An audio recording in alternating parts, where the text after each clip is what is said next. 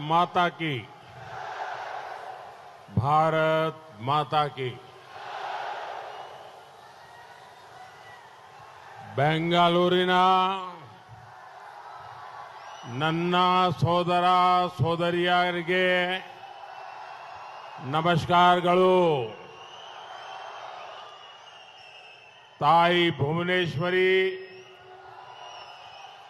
ತಾಯಿ ಅಣ್ಣಮ್ಮ, देवी बनशंकरी, श्री दोड्डा गणपति और श्री दोदा बसवना के चरणों में मेरा प्रणाम। आज दोड्डा गणपति और श्री दोदा बसवना के चरणों में मेरा प्रणाम। आज पूरे बेंगलुरु में इतनी बड़ी संख्या में आप यहां आए हैं और संदेश भी साफ साफ है। फिर एक बार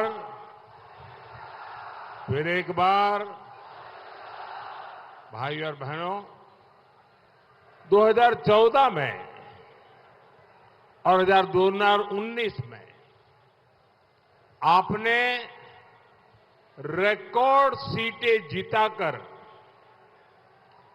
जो मजबूत सरकार बनाई, उसने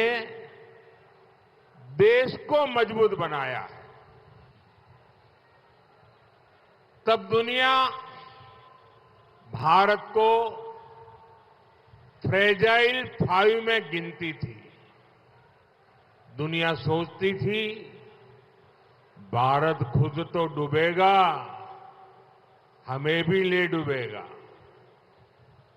भारत के बैंक बड़ी क्राइसिस में थे। हजारों करोड़ के स्कैम्स ने विदेशी इन्वेस्टर्स में डर का माहौल पैदा कर दिया था। एक वो समय था, एक आज का समय है। आज जब देश भारत से दुनिया में कहीं पर जाइए, सब देश भारत से दोस्ती मजबूत करना चाहते हैं। आज इन्वेस्टर्स भारत में रिकॉर्ड पैसा लगा रहे हैं। आज भारत रिकॉर्ड एक्सपोर्ट भी कर रहा है और मैन्युफैक्चरिंग में भी नए रिकॉर्ड बना रहा है। तब भारत दुनिया की 11वें नंबर की इकोनॉमी था। आज भारत दुनिया की टॉप 5 इकोनॉमी में से एक है। आज भारत फॉलो करने वाला नहीं, बल्कि फर्स्ट मूवर हो गया है भारत। और ये चेंज आपने देखा है, सिर्फ और सिर्फ ये 10 ईयर में आया है। और इसका मूल कारण क्या है? इतना बड़ा परिवर्तन आया कैसे? ये परिवर्तन किसने किया?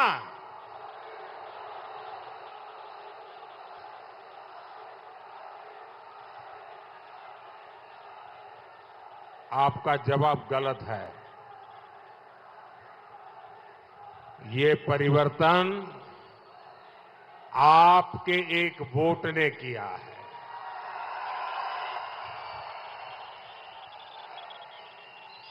इस चुनाव में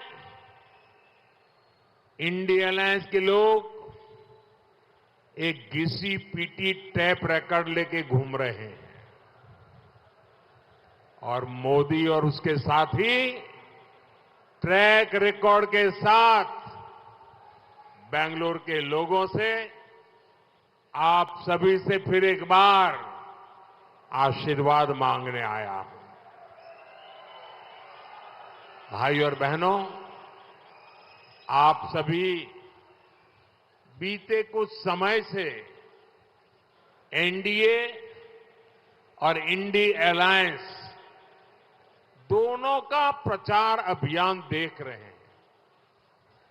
कांग्रेस और इंडी अलायंस का इश्यू मोदी है, मोदी का परिवार है, मोदी पर लगाए जा रहे झूठे आरोप हैं।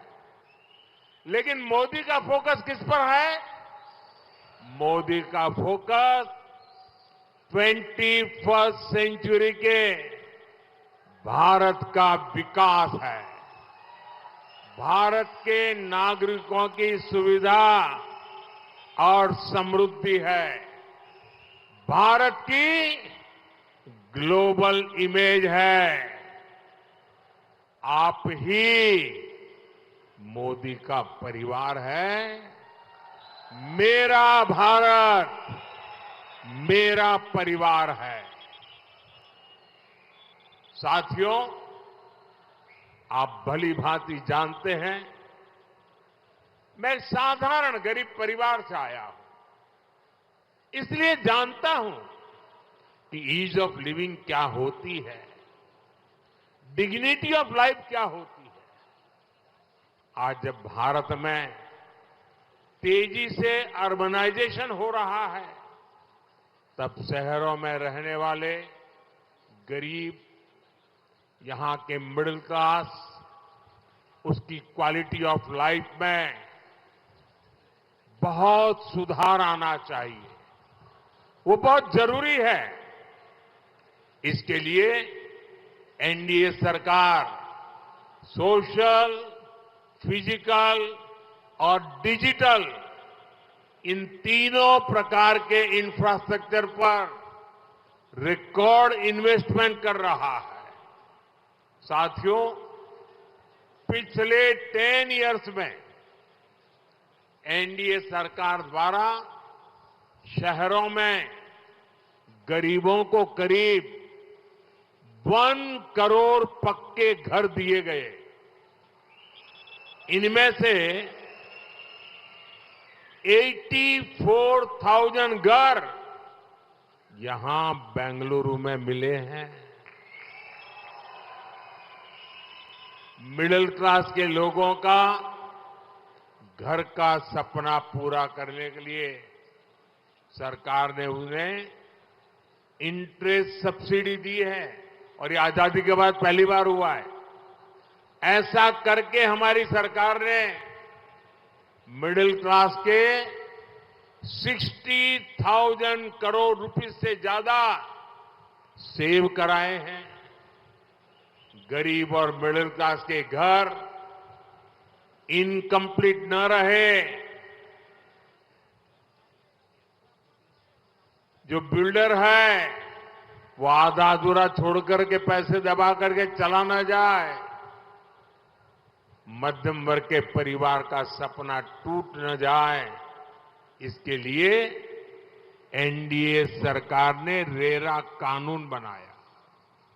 आज बेंगलुरु के भी 3,000 से ज्यादा हाउसिंग प्रोजेक्ट रेरा के तहत कवर्ड है। उसके कारण जो एग्रीमेंट हुआ है वैसा ही मकान बनाकर देना पड़ता है।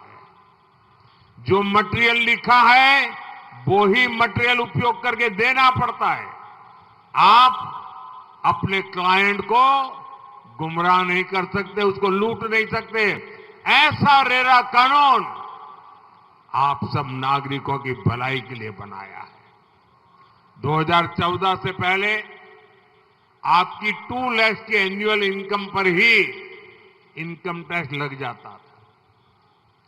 आज आपको 7 लाख रुपीस तक की इनकम पर कोई टैक्स नहीं देना पड़ता। 2014 से पहले अलग अलग तरह के इनडायरेक्ट टैक्सेस, आपके कपड़ों का बिल, रेस्टोरेंट में खाने का बिल, हर तरह के खर्चे बढ़ा देते थे। जीएसटी लागू होने के बाद ये इनडायरेक्ट टैक्सेस भी कम हुए हैं। इससे भी आपके थाउजेंड्स ऑफ करोड़ रुपीस खर्च होने से बचे हैं।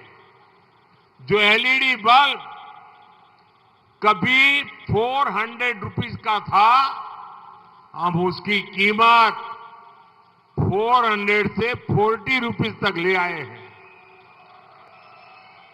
अब घर घर में एलईडी बल्ब होने से रोशनी ज्यादा मिलती है। बिजली बिल में मिडिल क्लास के करीब 20,000 करोड़ रुपीस हर साल सेव हो रहे हैं। अब तो एनडीए सरकार ने एक और नई योजना शुरू की है, पीएम सूर्यघर मुफ्त बिजली योजना। इससे इलेक्ट्रिसिटी का आपका बिल 0 होगा। इतना ही नहीं, इलेक्ट्रिसिटी से कमाई भी होगी। इतना ही नहीं, अब जमाना ईवी का आ रहा है, इलेक्ट्रिक व्हीकल का आ रहा है। उसके कारण आप अपनी स्कूटी हो, स्कूटर हो, कार हो, अगर वो इलेक्ट्रिक व्हीकल है तो उसका चार्जिंग भी घर में करवा सकते हो और आपको घर में चार्जिंग करने के बाद खुद का ट्रांसपोर्टेशन भी करीब करीब फ्यूल का खर्चा 0 हो जाएगा। साथियों, गरीब और मिडिल क्लास का बहुत बड़ा खर्च हेल्थ रिलेटेड होता है, लेकिन आयुष्मान भारत योजना